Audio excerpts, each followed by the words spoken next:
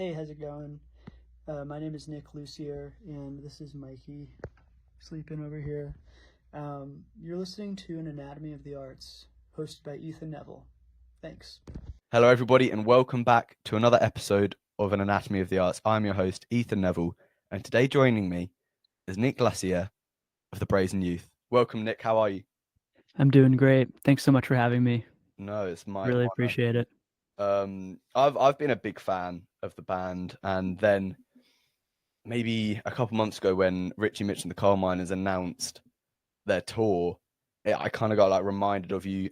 It was that the announcement of that tour actually was crazy because for any folk, indie rock, whatever you want to class any of the band's music as, that whole tour with all the support acts is like heaven. Like it is crazy. Like any of the support acts are headliners in their own right. Like Gigi has just released Sailor Song that's going crazy. Oh, yeah. Like, it's going crazy everywhere. The Big Brazen fan of Youth, Gigi. yeah, Yeah. she's amazing. Will Paquin, crazy as well. Chandelier took the internet by storm again. And then the Brazen Youth with Center of Gravity, like they all have one song that is just crazy. And it just took me, and then I started thinking like, oh yeah, nah, there's the Brazen Youth. And then I started re-listening because I originally got introduced. It wasn't by, I mean, with most of the artists I've talked to, it would be through their most popular song. For something like it's just how it goes on the like whatever streaming site you're on.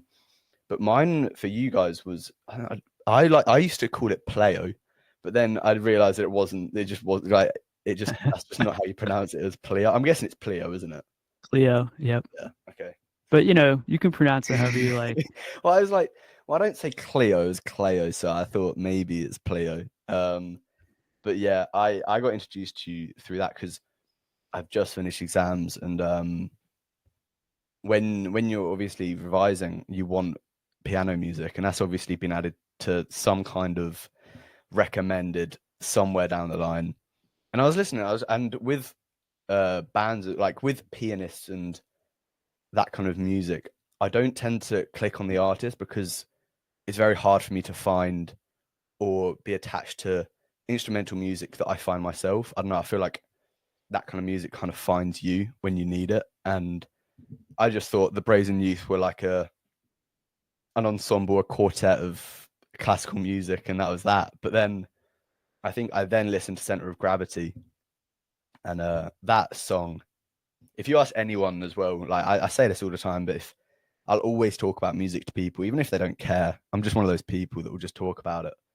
Center of Gravity is one that I'll talk about all the time. And it's just crazy. But going back to RMCM, I'll touch upon Center of Gravity in a minute. But first of all, being a support act for such a big band at the moment as well, like how does that come about? When did you talk? Did they reach out to you, or did you reach out to them? Yeah, I mean, we've been friends with those guys for a while. We've sort of been in each other's related artist sphere since maybe 2017 when we both put our first albums out. And I think they reached out to us about these shows, and we were all. It was actually great. We were all together on tour. Really? With Sarah and the Sundays this past spring when we got the email, and we all live separately. I live in Colorado, and Micah and Charlie live on the East Coast, so it was pretty amazing to be together for that. And I looked at the email and I was like, guys, you're not going to believe what I just saw. And because it's been sort of a dream of ours to tour with Richie Mitch and the Coal Miners, firstly because we've been such a big fan of theirs for a long time, and secondly because they're really cool guys and we want to get to know them better. So I mean, they are like it's weird to think that they're the same band age as you guys, but they're at the moment they're like the father of folk music just because of the amount that they're pushing. And then Evergreen, totally, just it's crazy. But then they're also really new to like this kind of limelight. Like it's a weird, I guess it's a weird position to be in, but yeah, I mean, but with touring as well, and it's something I haven't really been able to talk to many people about that I've had on, because they might not be, I mean, some don't like touring, it's just a preference. Some just find being in their own bedroom or whatever room they're recording as their safe space, and they don't like to go past that. But with touring as well, it's always, you know, I've always had the question of, how do you go about booking tours in general? Like, do you have a booking agent for that kind of thing? We're lucky enough that we get we tend to open, which Really? we love. You know, we if we do headline shows, we'll book them ourselves. Just because we don't really do too many headline shows. This past spring, we went on like a month-long tour. Yeah. 3 weeks of it was with this band Sarah and the Sundays, who you should check out if you're not familiar. Great band. And that was, up the West Coast. And then we were like, we should probably try to book a couple headline shows just to see what happens. So we booked like Chicago and Atlanta, and I kind of work in that sphere for my day-to-day life, so it wasn't too difficult. And we used to book back in 2017, 2018, we would just book as many shows as we possibly could, all ourselves, and we would just go out for like 2 months at a time and just play every single show we possibly could. So we've gotten pretty good at booking, which is great. We love doing it. So, and with being an opening support, it's obviously very different to headlining because you have that limited time beforehand. Is there, with each one, do you like to change the songs up? Because I can imagine it become quite boring. Or do you have certain songs for certain cities? Like, what's the protocol for choosing the songs that you want to play? Yeah, we pretty much, when we open, we do tend to change it pretty much every night. We always kind of forget to write a set list until it's like 5 minutes, then we're like, shit, we gotta write a set list. So we grab a napkin, and I'm like running around trying to find a marker, and and then we just sometimes we forget, and we go out, we're like, wait, we don't know what we're playing right now. But that's kind of the way we like to approach it, just sort of informal, casual, having fun. When we're headlining, we tend to have like an established set list that if we're, like we just did 2 shows on the East Coast, and we had pretty much the same set list both nights, and that's what we practiced. And just with transitions and stuff, it's good to, I would love to eventually be the kind of band that just kind of, digs deep into the discography every night. And I don't know if we're quite there yet, but someday.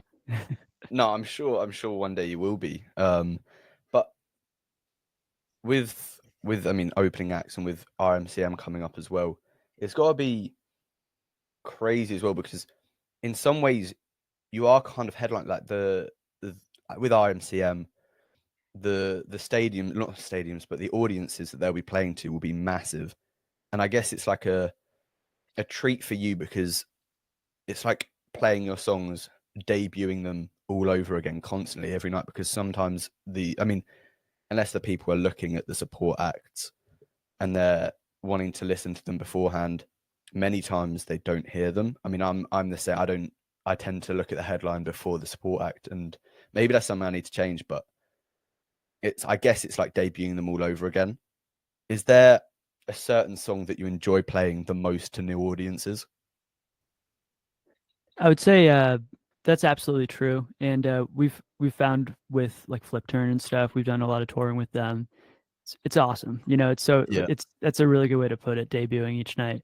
It also kind of holds you to a high standard every night of, we are showcasing ourselves to a bunch of new people tonight. We have to do well. But to answer your question, I would say probably Figure in the Field is probably all of our favorite song to play, just because it builds up so much, and we just love playing it, and always gets a pretty good reaction. So I'd say that one. And I mean, talking about building up, because I'm all over the place here with my questions, and I've realized that. But building up actually was like a whole segment of this talk, because it's one of the reasons I was drawn to your band and even your solo project, because it happens so much. And that's like my favorite part of the song, is when it starts off all like timid and maybe acoustic or whatever, but then the horns come in, or then the piano starts bounding in. What is it that brings you to, I don't know, I mean, in your first album, it happened with Reassess Me, Emma, which is my favorite song, Center of Gravity. I mean, it did it with Pleo a bit.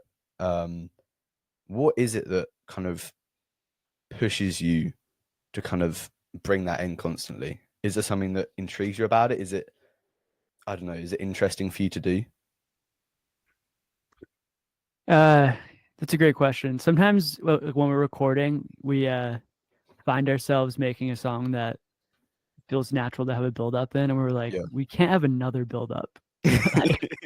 like Yeah. we need to chill out on the build ups Yeah. here, because the last thing we would want is for the music to be predictable. But I think it's probably mostly just who we were influenced by, especially in our early days. Like I'm a huge Radiohead fan, and they're like, That happens a lot. the kings of build-ups. Yeah. We were also pretty into Coldplay back in the day, and Sigur Rós, and just those bands that just have these insane dynamic soundscapes. So I'd say that's probably the main reason, to be honest, the influence. But also it just feels like a really natural way to progress a song, Yeah. especially if, we're lucky that we have a lot of instruments and friends who play instruments at like just within reach. So we tend to just invite folks to play with us. So that might add to it. And then I would say the last thing is me and Charlie pretty much write the songs. We split it 50-50 in terms of like who writes what for the albums. And I think maybe because they're written on acoustic guitars pretty much always, when we bring them into the studio and we add drums, it just feels natural to build them up. Absolutely. And I mean, with each one of your songs, and I'll get back on track with the questions in a minute, but with each of your songs, it's always kind of like a piano or a guitar in the background. I mean, it's like the foundation of any good song, I guess. What is it that kind of makes you decipher between the two? Is it the emotion of the song that you're trying to protrude, or what is it that makes you choose one or the other? It's usually just whatever instrument it was written on. Yeah. I mean, there are definitely songs. I'm trying to think of an example here. Like Hometown. Charlie wrote that song. I want to say he wrote that on guitar, but then he started playing it on piano, and then we just kind of decided like, hey, piano's the central instrument here. So I think that is determined very early in the writing process for us of which instrument is the primary instrument. Is it easier to write on a guitar or a piano, or are they kind of similar? Because obviously I only play guitar and it's hard enough on that alone. But is it easier on one or the other? No, I think it just depends on the state you're in, and whichever instrument kind of gravitating toward more or even less. Sometimes if I don't touch a piano for a couple weeks, it's a lot easier to write on a piano. I mean, that's understandable. And I mean, right, I'll get back on track now. Is it true that you went to Berkeley for music? Have I got my facts right? That's right. I went for 1 year and then I dropped out. Okay. When did you start playing music? Because this is the kind of question I ask all of my guests, or when did they start doing whatever they were doing? When was it for you that you started? Do you remember that kind of moment? I grew up in a really musical family. My dad was a singer, and my brother plays music. So I don't have a singular moment that I remember, but I remember being in middle school, and for my birthday, my parents got me like one of the like a very intro like interface in Ableton Lite, which was pretty awesome. And that was kind of the moment that it felt like it became a part of my identity, or something that I had a personal attachment to, because I just started recording like all night, and I realized a big portion of the love that I have for music is the recording and production aspect. So, and just like the execution.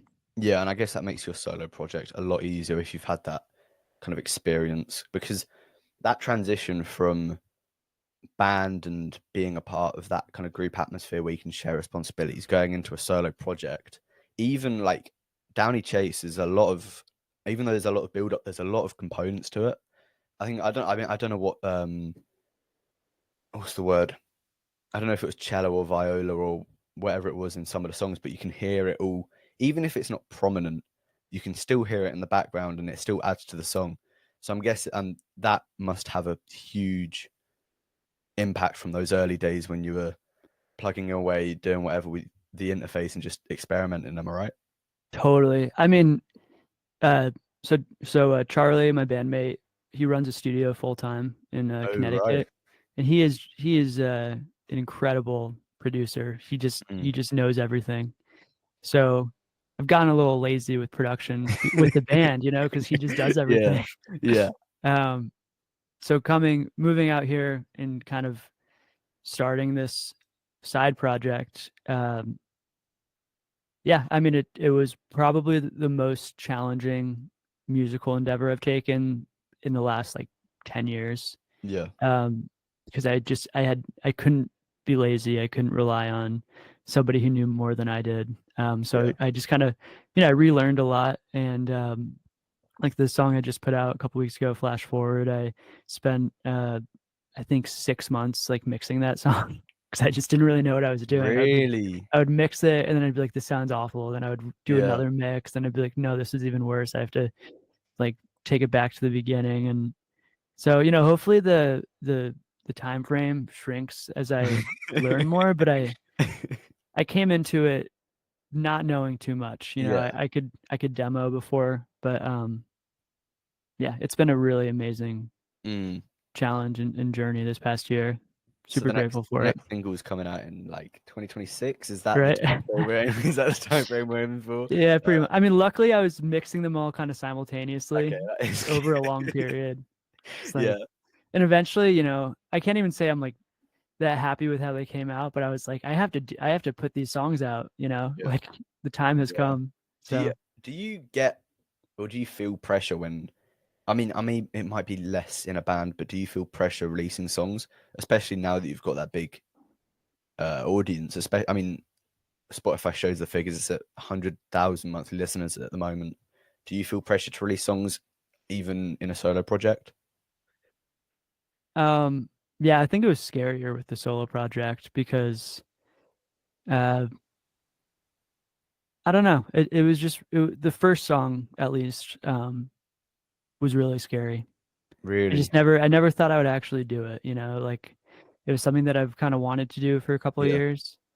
And then when it actually happened, I was like, is this a bad song? Like did I mess something up here? But then the second one, I just kind of, it just I feel like I kind of readjusted and it's just music, And I feel like you've got to already, remind myself of that. yeah, and I Spin was, in my opinion, it was a great song. And sometimes with individuals going from a band that's really I mean, it happened with Simon and Garfunkel. Garfunkel went off and Al Simon went to go do his own thing. Al Simon did really well, Garfunkel not so much, but I really liked I Spin. I really loved it. I thought it was great. I thought it was, Thank you. I thought it was the greatest bits of, I mean, it was just music. It was pure music. It was the greatest bits of musicality that I've heard. And I think what I liked more is the fact of all the components. I mean, it's one person. I don't know if you bring in artists to play certain instruments for you, but I think it was great. So I don't think you have to worry about. Thanks. No, I don't think you have to worry about not sounding how you wanted it. But Appreciate that. yeah, no, of course. And back to the band with Charlie, and I know you were the two original members. I think it was in 2014. So I mean, this is your Even before. really. I mean, sorry, continue. I didn't mean to No, cut you off. no, it's fine. I was just gonna ask how you guys met. Yeah, I've known Charlie since I was like in second grade. My best friend growing up was cousins with Charlie. Right. And Charlie lived like one town over, and I'd see him at my friends' birthday parties and stuff, and I just kind of I was like, oh, that's Ben's kind of like annoying cousin or whatever. Yeah. Just kidding. But he lived on a farm, and I'd been to his farm a couple times. And when we were in middle school, we both kind of started playing music separately.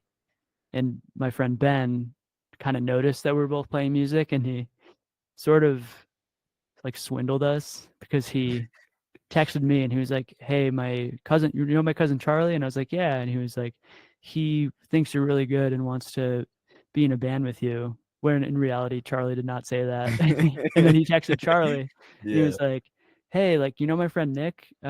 He thinks you're really good and wants to be in a band with you." So he just like orchestrated this connection.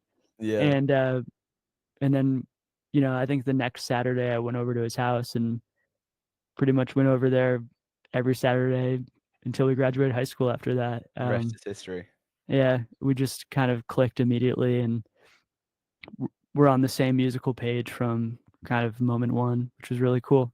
Yeah, and how old were you when the Ever Dying Bristol? Hang on, let me get this right. The Ever Dying Bristol Cone Man was released.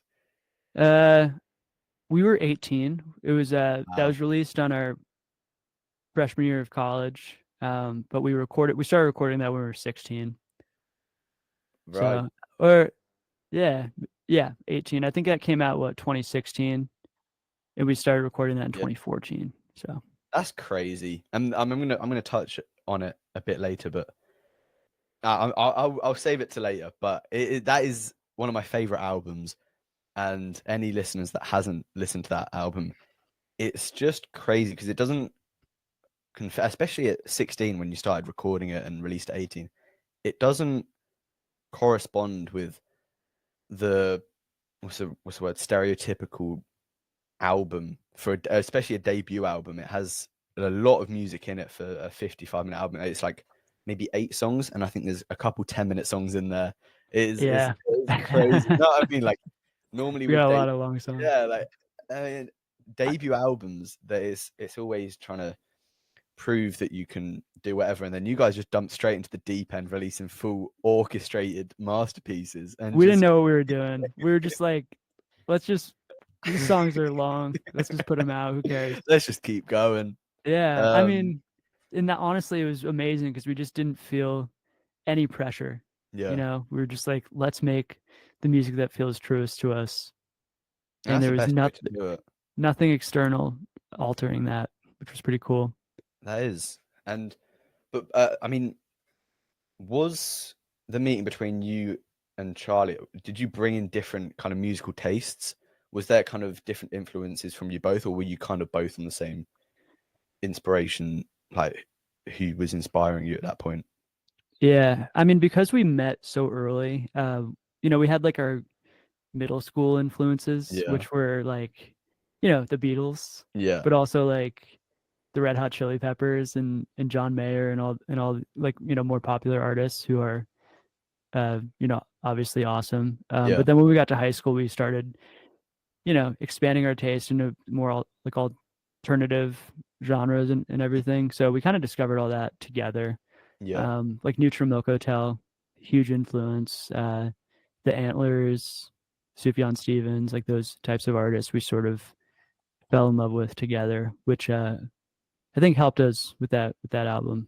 Yeah, and I guess at that age as well, you're never really exploring those indie artists that aren't as well known. Like you're always going to be exposed to the Elvis Presleys and whatnots at that age. You know what I mean? So I guess it is a perfect age to develop at once, because I mean, with my own personal experience, it was like the White Stripes, and I only knew them because of Seven Nation Army when I was starting playing guitar. You know, like classic. Deep Purple, oh, they're an amazing band, and I only know them because of Smoke on the Water. You know, like yeah.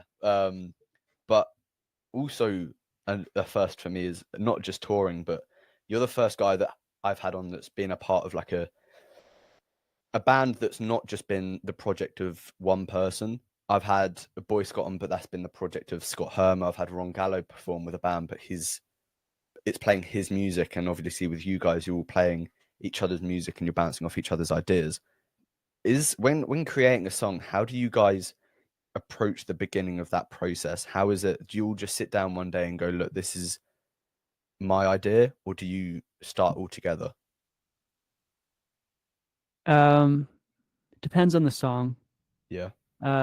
Typically, one of us will write a song and then we'll make a demo for it, which is like, for us, we try not to overdo our demos, but we try to make it just, this is the direction, this is the feeling, Yeah. and bring it into the studio.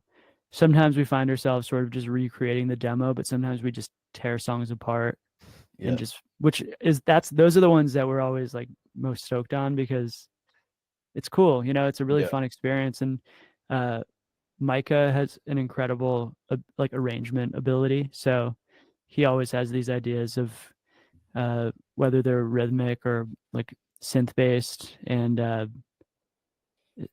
it's really fun. So I'd say whoever writes the song usually kind of is the captain in the recording process, but you also Yeah. kind of have to just let go of it because you're bringing it to the band and it becomes the band song at that point. And I mean, if the band, that's a good way to think about it as well, is that even with your solo project stuff, when you're bringing a song to a band, it does become theirs. I think that's one thing that many artists over time, I mean, it's happened before, they lose touch of that. And I think it happened with the Eagles recently. I don't know the lead singer like sued for all of the rights to their songs. Like, it's crazy.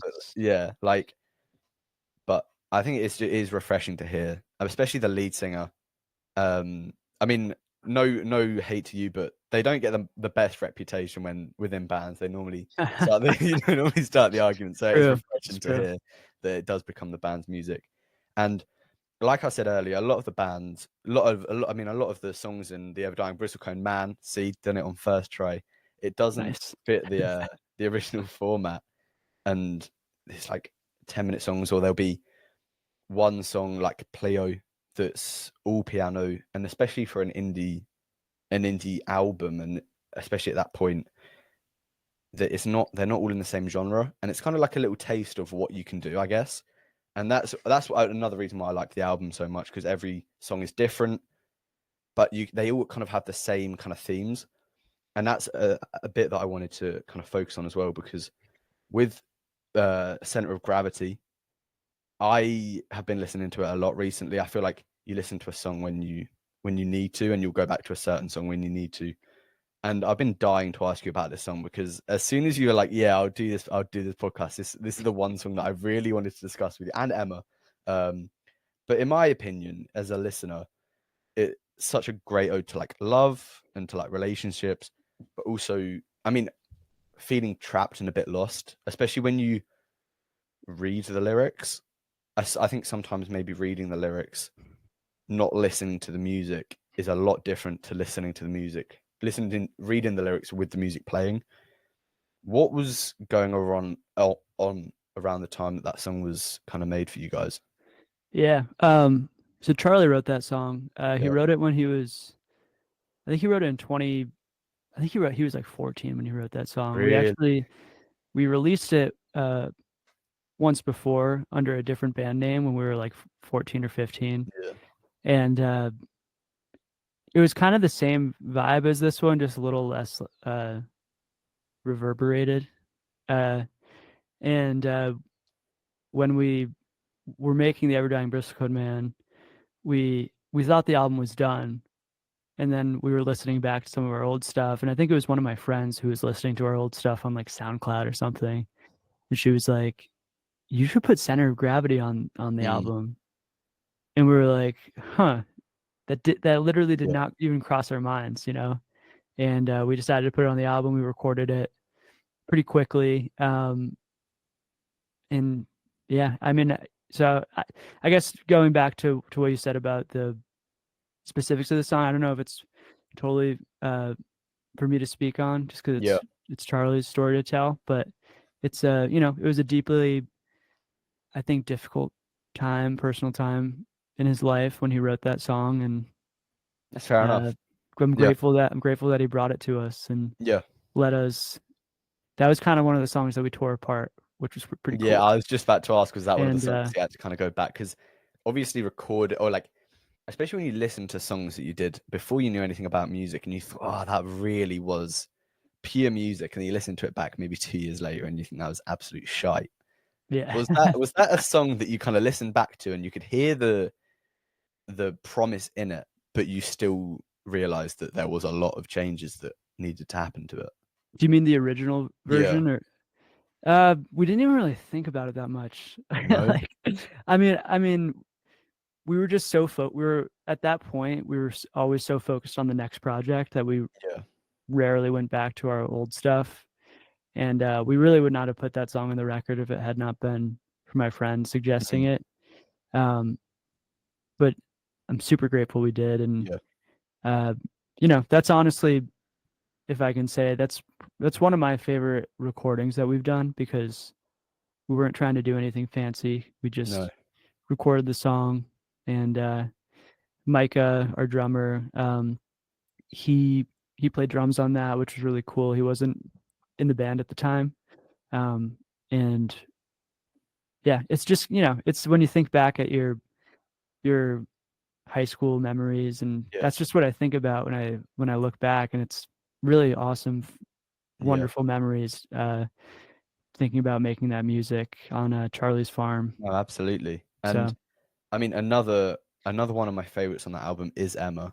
This is like the key example of a song building. I think that's like, if you were to listen to Downey Chase and you were to think, oh yeah, this song's a building, you go to Emma, and it's another clear example within the band's discography of it building. I just love that.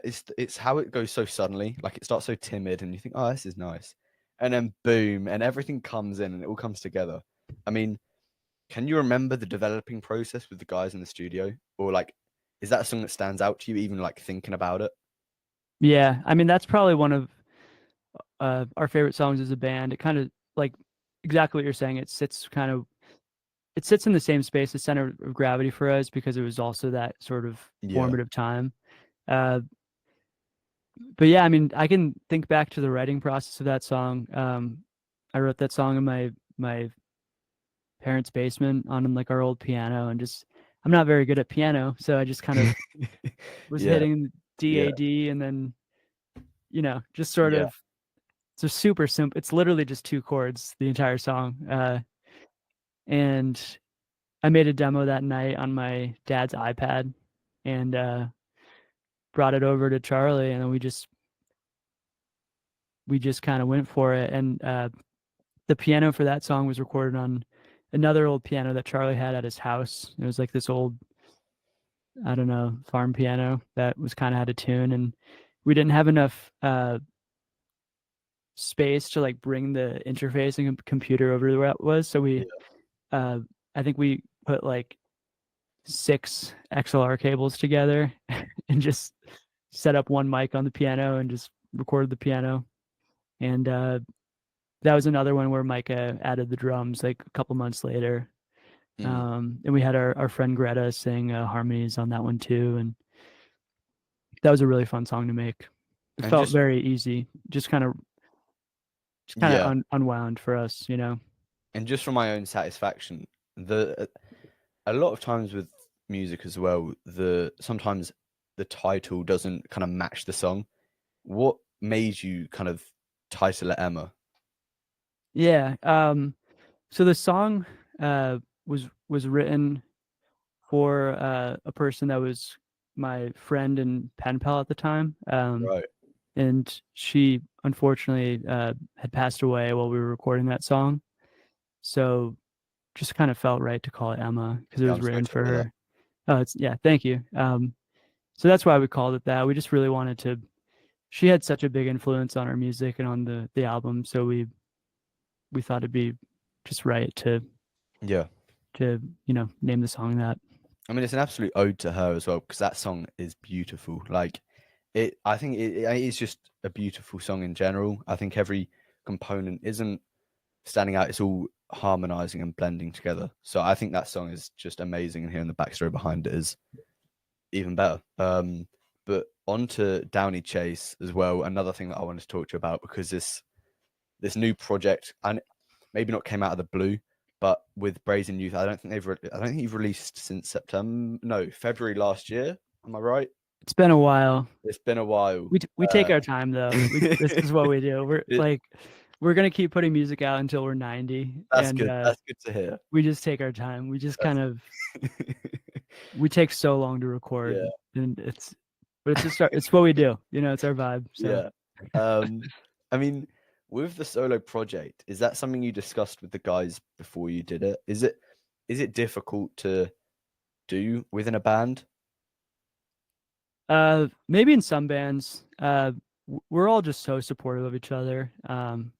So I was sending them mixes as I was working on it. Yeah. Charlie has given me a lot of great mixing advice.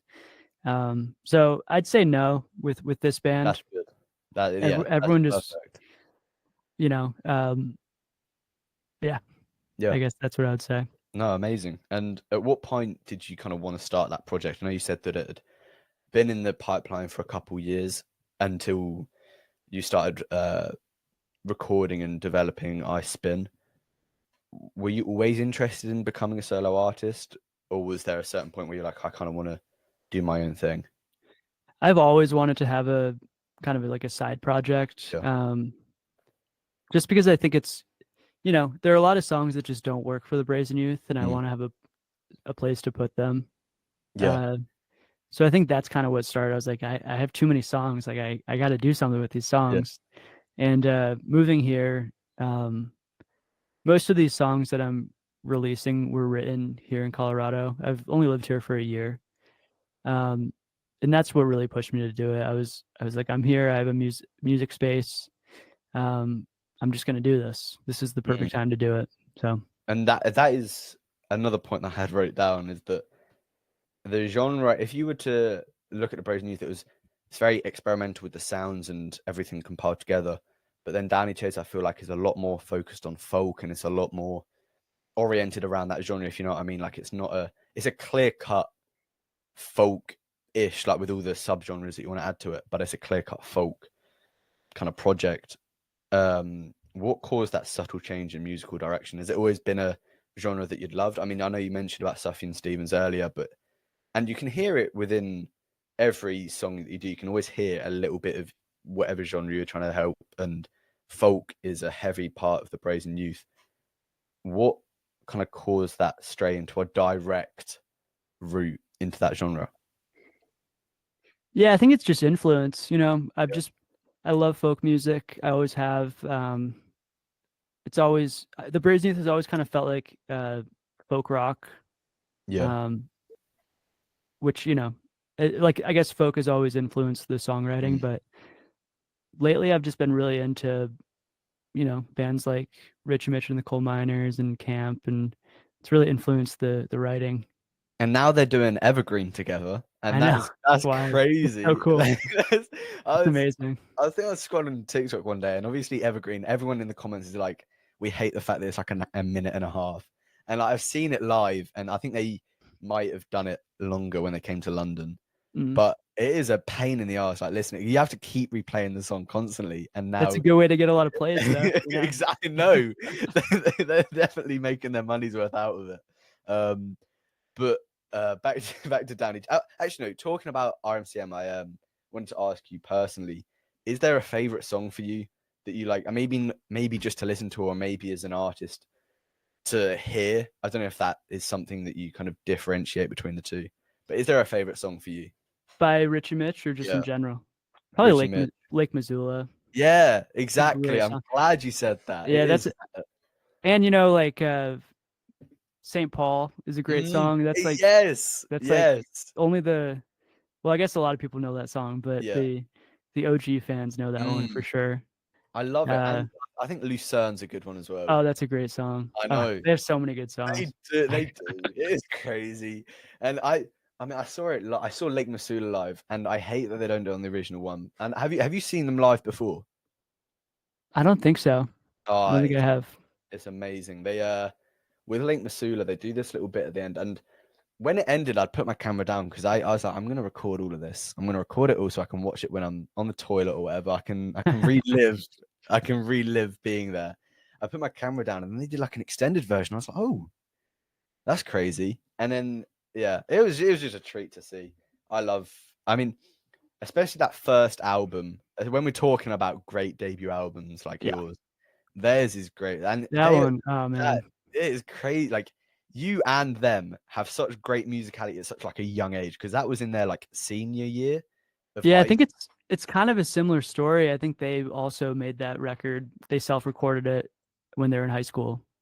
It has. So It really makes you like whenever you see someone on TV and they're like a year younger than you and they're doing something crazy, like you always wonder, what am I doing? I'm watching them, and right. I'm at the same age, and I'm listening to these guys and you that are just like crazy at music. And I'm That's sat here, how I'm that's how sat I've here been trying to learn the songs. right. That's how I've been feeling watching the Olympics lately. It's like all Yeah, these 18-year-olds. yeah, Oh man, it is. Yeah, especially it's when pretty cool.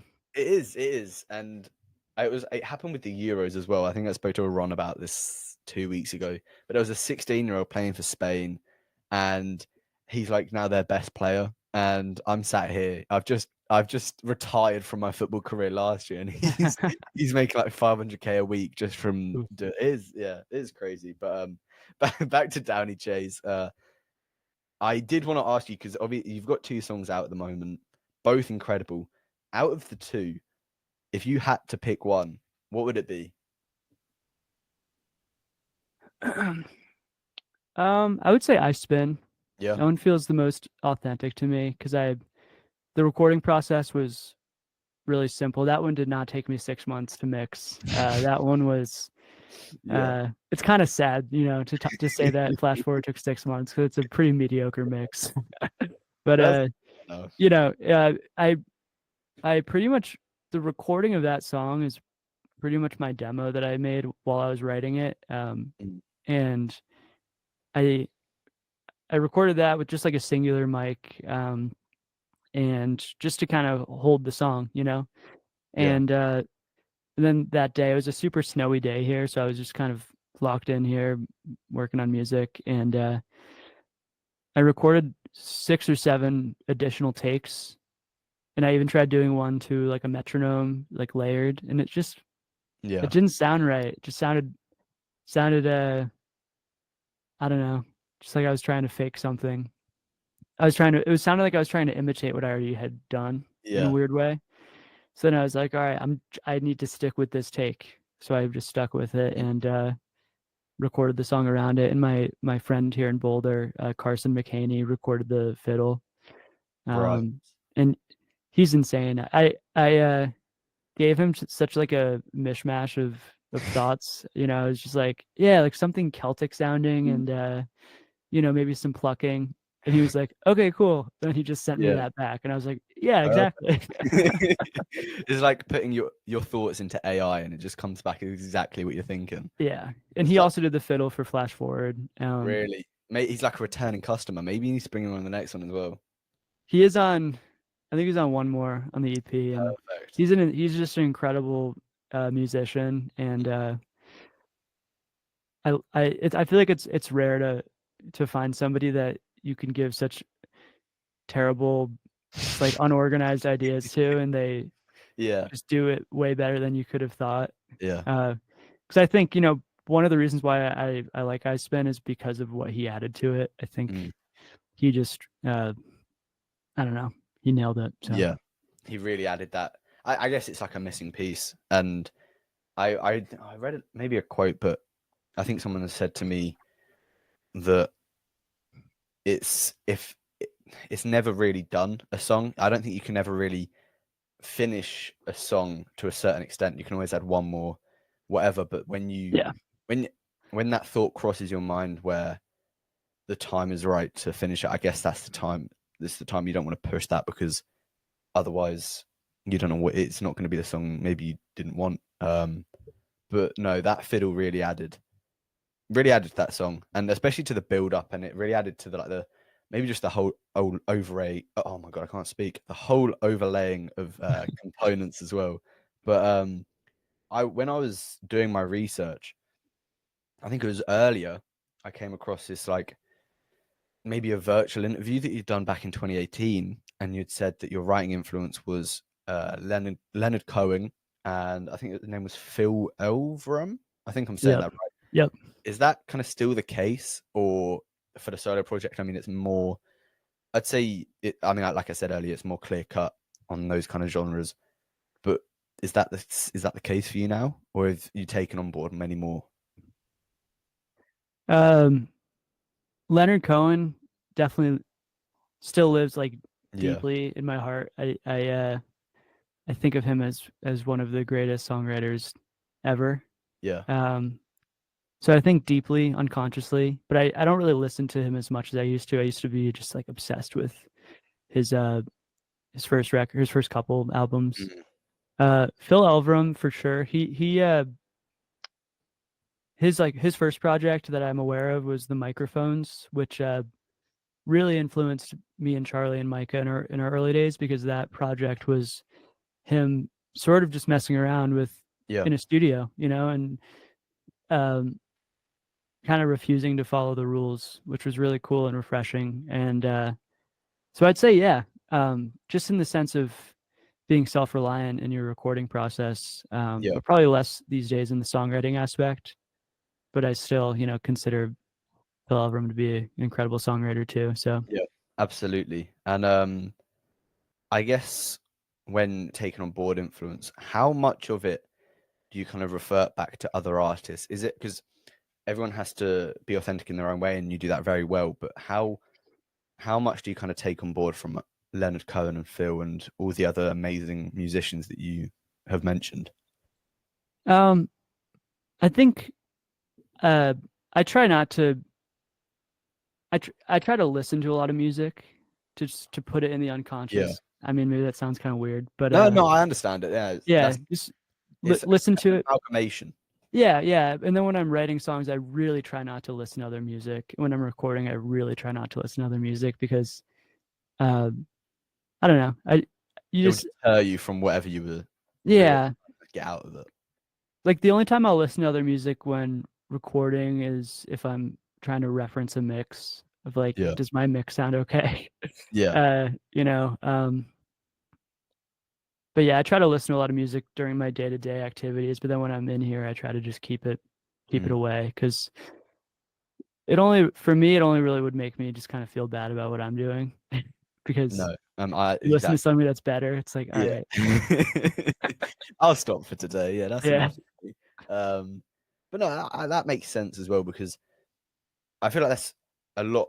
That's what happens with a lot of the musicians that I listen to as well, or that I've spoken to, is that you can always hear different influences, even if they don't mention them. You can always hear, maybe not the artists themselves. I feel like maybe unless it was someone that's clear cut like Bob Dylan, where he's got that kind of voice, yep, you might be able to hear that in someone's art, but you can definitely hear the different genres that they've listened to and the different genres that they've been exposed to in their time. And like you said, you came from a very music family, which meant that growing up, you would have been exposed to an environment where a lot of the time music would have been there available to you.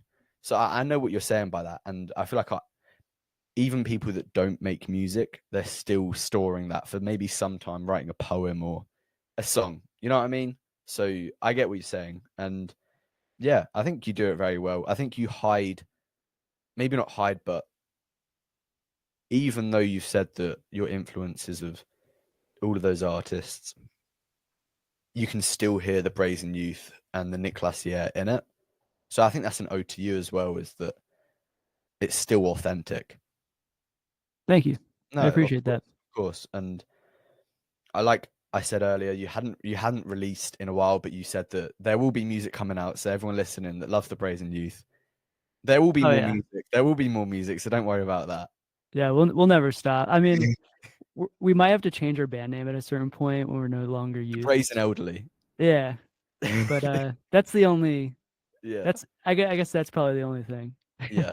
And I But mean, yeah, what's the goal for the band in the fall? And I mean, obviously the October Moon tour that takes up a couple of dates, but for the beginning of, or for fall and for winter, and then for 2025, what's the kind of goal? Have you guys set I don't know, a goal for you lot to go to? yeah, I think we'd like to have music out in 2025. Yeah. We're all writing a lot.